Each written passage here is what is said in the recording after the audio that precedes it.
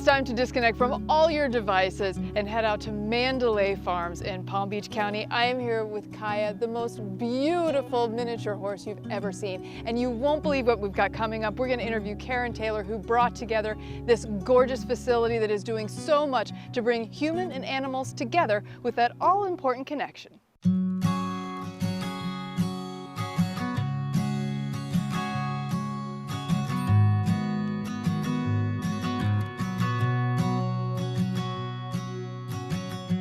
Hi, welcome to Mandalay Farms. I'm Karen Taylor and I'm here with Gia, our 1.5-year-old spider monkey. Gia is a female captive bred 1.5-year-old spider monkey. I've raised her at Mandalay Farms since she was 6 weeks old.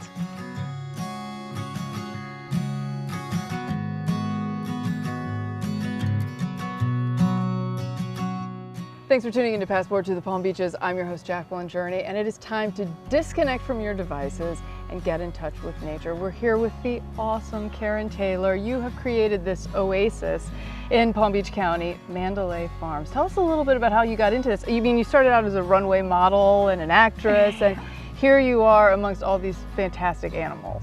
Yes, thank you. So it really has been a labor of love, and it's slowly evolved into what it is. We've been here 7 years now, and I started off with just 6 horses and some chickens. And so we have expanded into a fully licensed private zoo, and we have 22 horses. We breed miniature horses here, and we have about 85 exotic and farm animals that range from llamas to emus, kangaroos, spider monkeys, quadamundis, you name it, we probably have it.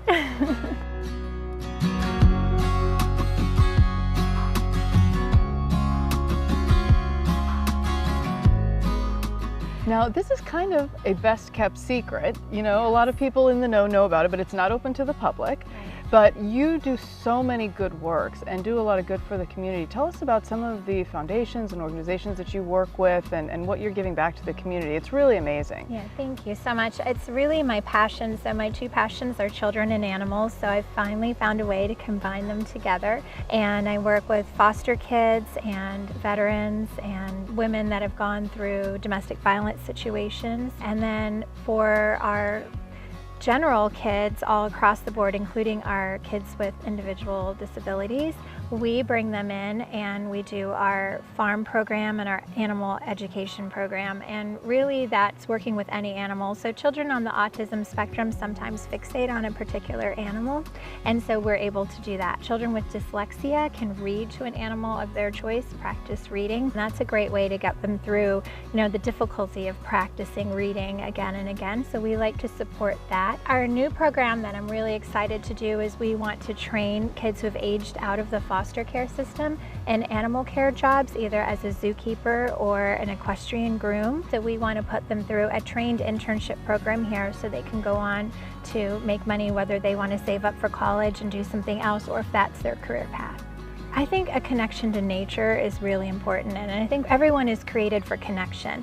So the biggest misconception about children on the autism spectrum is that they don't want to connect, when actually they do. It's just difficult for them. So you can practice a lot of your social skills with animals in a safe, non-threatening environment because they're non-judgmental. You can make mistakes and they'll give you a chance and a chance and a chance. Particularly the kids who are learning about personal space. We use our horses a lot for that, but really a lot of our animals are good for that.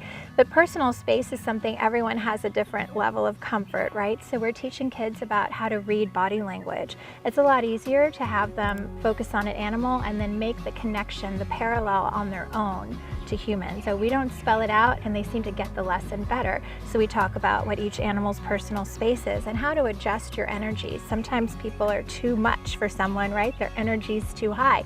And so to be able to read that and tone it down, you can do that with horses because you can draw them and repel them with your energy. And I teach the kids how to do that. We talk about it like a superpower, but it's a superpower they take out into the world with them, which is really helpful. But we also consider the whole property, the whole environment itself to also be therapeutic, which is why we keep our property private and we're not open to the public. We don't have large crowds. Our animals are not doing back-to-back interactions. So I try to balance like their needs and also what they have to offer people, and keeping in mind that it's enriching for them to interact with new people too. And just like a mom falls in love with her husband the first time he sees them hold a child, it's how I feel when our animals connect with others.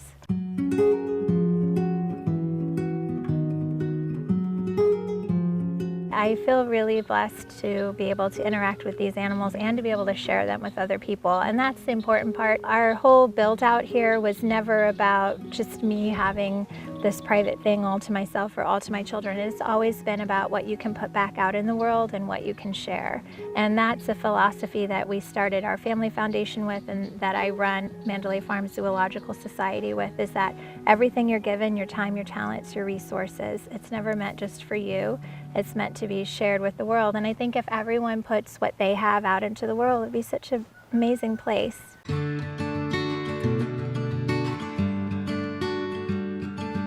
So these are our redfoot tortoises.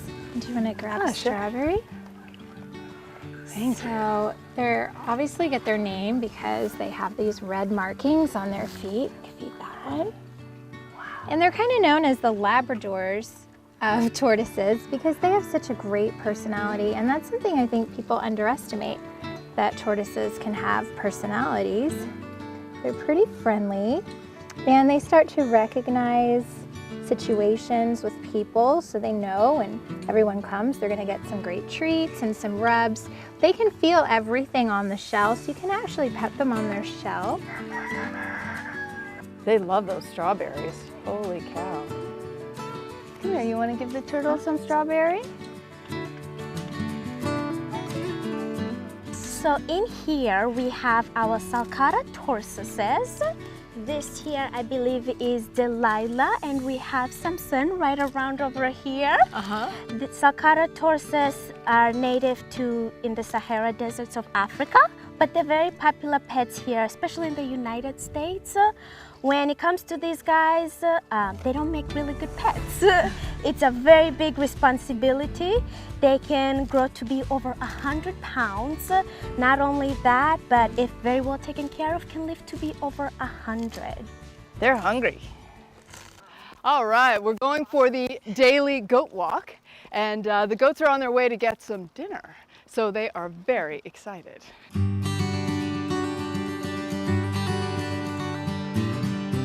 It's been important to me that I balance.